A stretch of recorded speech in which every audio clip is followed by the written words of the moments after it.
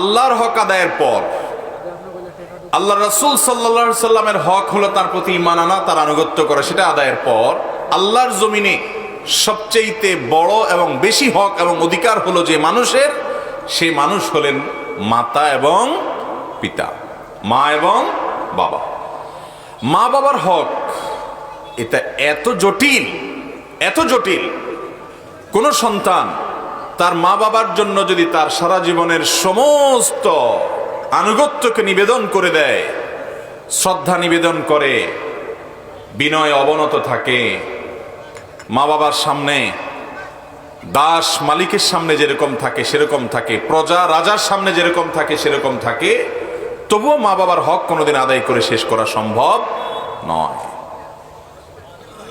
শুধুমাত্র গর্ভধারণ করা, দুনিয়াতে আসার ক্ষেত্রে ভূমিকা পালন করা, এই দায়টুকু যদি পরিশোধ করতে চায় সন্তান, সারা জীবন মা বাবার সেবা করে, খেদমত করে, মা বাবার সঙ্গে সদাচরণ করেও পরিপূর্ণভাবে সে দায় পরিশোধ করে ফেলেছে, এমনটি মনে করার কোনো কারণ নাই। আল্লাহ তাআলা কোরআনে কারিমে বলেছেন, ওয়াকাদা রাব্বুকা আল্লা তা'বুদু ইল্লা ইয়্যাহু ওয়া বিল ওয়ালিদাইনি ইহসানা।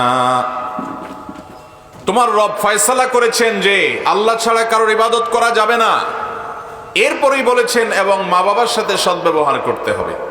দেখুন, আল্লাহর ইবাদত, শিরক মুক্ত ইবাদতের নির্দেশ করার পর সাথে সাথে আল্লাহ রাব্বুল আলামিন যার সেবার কথা বলেছেন, যার হকের কথা বলেছেন, অধিকারের কথা বলেছেন, আল্লাহর পরপরই যার অধিকারের কথা উল্লেখ করেছেন তিনি হলেন মা এবং বাবা। সাহাবী আব্দুল্লাহ ইবনে ওমর রাদিয়াল্লাহু তাআলা আনহু বাইতুল্লাহর তওয়াফ করছেন।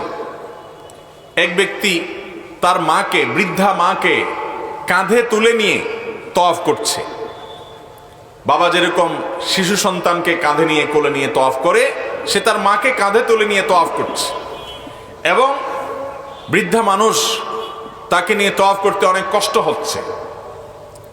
7 চক্কর মাকে কাঁধে নিয়ে দেওয়ার পর এরই কোনো একটা পর্যায়ে এসে তিনি সাহাবী আব্দুল্লাহ ইবনে ওমর রাদিয়াল্লাহু তাআলাকে দেখে চিনেছেন নবী সাল্লাল্লাহু আলাইহি ওয়াসাল্লামের সাহাবী। তখন বললেন যে, হে আব্দুল্লাহ ইবনে ওমর, এই যে আমার মায়ের জন্য আমি সেবা করছি, শুধু সেবা করছি তা নয়, তিনি কবিতা আবৃত্তি করে ছন্দের তালে তালে বলেছেন, ইন্নী লাহা বাইরুহাল মুদাল্লাল, আমি আমার মায়ের জন্য অনুগত অবনত উটের মতো।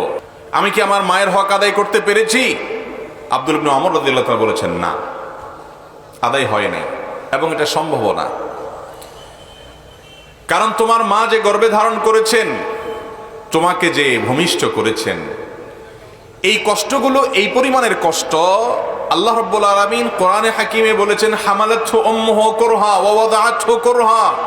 তার মা, মানুষের মা, তাকে গর্ভে ধারণ করে কষ্ট করে, গর্ভ থেকে ভূমিষ্ঠ করেন কষ্ট করে। আল্লাহ যেটাকে কষ্ট বলছেন, কষ্টের উপরে কষ্ট বলছেন, সেটা কত কষ্ট এটা শুধুমাত্র মায়েরা বা জানেন।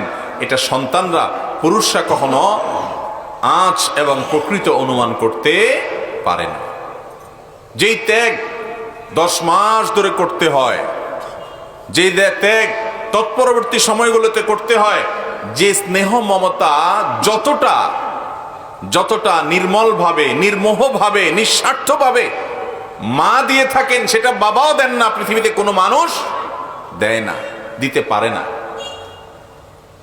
মায়ের মমতাকে যদি পৃথিবীতে ভিজুয়াল কোনো জিনিস দিয়ে দেখানো যেত যে কি, তাহলে পৃথিবীতে সমস্ত মমতা, সমস্ত মায়া, সমস্ত ভালোবাসাগুলো তার সামনে ম্লান হয়ে যেত মায়ের মমতার সামনে। হয়তো মা গরিব হওয়ার কারণে সন্তানকে অনেক কিছু দিতে পারেন না, হয়তো মা অশিক্ষিত হওয়ার কারণে প্রকাশ করতে পারেন না, কিন্তু তার ভেতরের যে মমতা থাকে, এটাকে আরশে আজিমের মালিক, সৃষ্টিকর্তা, যিনি অন্তরের খবর রাখেন, তিনি সার্টিফিকেট দিয়েছেন, তার চাইতে বড় মমতাকারী পৃথিবীতে আর কেউ হতে পারে না, কেউ আপন হয় না এত। আব্দুল্লাহ ইবনে ওমর রাদিয়াল্লাহু তাআলা আনহুর এই কথা শোনার পর সেই ব্যক্তি নড়ে চড়ে বসলো, যে এত কষ্ট করার পরও তিনি বলছেন, না, তোমার মায়ের জন্য তুমি একেবারে হক আদায় করে ফেলেছো, এরকম তৃপ্তির ঢেকুর তোলার সুযোগ নাই। ভাইরা আমার, এই আবু হুরায়রা রাদিয়াল্লাহু তাআলা আনহু মার পাগল সন্তান ছিলেন। এত পাগল সন্তান ছিলেন, তার মা তার উপরে অনেক অত্যাচার করেছে, অনেক জুলুম করেছেন, তাকে প্রহার করতেন। তিনি তখন রীতিমতো অ্যাডাল্ট, একজন বড় মানুষ, প্রাপ্তবয়স্ক। মায়ের সামনে ছোট শিশু যেরকম থাকে, এই অ্যাডাল্ট মানুষটা নিজেকে সেভাবে নিবেদন করেছেন। মা যে তাকে প্রহার করতেন, অন্যায়ভাবে করতেন, ইসলাম কেন গ্রহণ করেছে সেজন্য প্রেসার দিতেন। আবু হুরায়রা রাদিয়াল্লাহু তাআলা আনহু তারপরও কখনো মায়ের চোখের দিকে তাকাবেন এটা কল্পনাও করতে পারতেন না। বরং একদিক থেকে মা তাকে কষ্ট দিতেন, অপরদিকে নবীজির কাছে বলতেন, ইয়া রাসূলুল্লাহ, আমার মায়ের হেদায়েতের জন্য দোয়া করেন। নবী সাল্লাল্লাহু আলাইহি ওয়াসাল্লাম দোয়াও করেছেন, আল্লাহ তাআলা হেদায়েত দিয়েছেন, তাকে ঈমান তিনি এনেছেন। একদিন আবু হুরায়রা রাদিয়াল্লাহু তাআলার মা তাকে ডেকেছেন, ডাক দিয়েছেন। আবু হুরায়রা রাদিয়াল্লাহু নাম ধরে, হে অমুক, ওনার নাম আব্দুর রহমান ছিল, আরো অনেকগুলো মতামত ওনার নাম নেই, কথার কথা আব্দুর রহমান এরকম ডাক দিয়েছেন মা। তো সাহাবী আবু হুরায়রা রাদিয়াল্লাহু তাআলা আনহু সেই ডাকের জবাবে একটু জোরে উত্তর দিয়েছেন। মা যেই ভলিউমে ডেকেছেন, ছেলে আবু হুরায়রা রাদিয়াল্লাহু তাআলা আনহু জবাব দেওয়ার সময় ভলিউমটা তার চেয়ে বেশি হয়ে গেছে, মা আসছি, জাস্ট এটুকু। এটাকে তো আমরা দোষের কোনো কিছু মনে করি না, বা করার কথা না। মা ডাক দিয়েছেন যতটুকু আওয়াজে, ছেলের জবাব দেওয়ার সময় একটু জোরে আওয়াজ হয়ে গেছে, মানে মায়ের ডাকেরটার চাইতে ভলিউম বেশি ছিল। এরপর তিনি নিজেকে ভৎসনা শুরু করলেন, আত্মশাসন শুরু করলেন, নিজেকে নিজে এবার তিনি শাসন করলেন যে আমি এটা কি করলাম। মায়ের ডাকের চাইতে, মায়ের আওয়াজের চাইতে আমার আওয়াজটা একটু বড় হয়ে গেল। আল্লাহ যে কোরআনে কারিমে মা বাবার প্রতি সদাচরণ করতে বলেছেন, এটা তো সদাচরণ হলো না। মা বাবারা অনুগত থাকতে বলেছেন, এটা তো সেটা হলো না। তাহলে কি করতে হবে?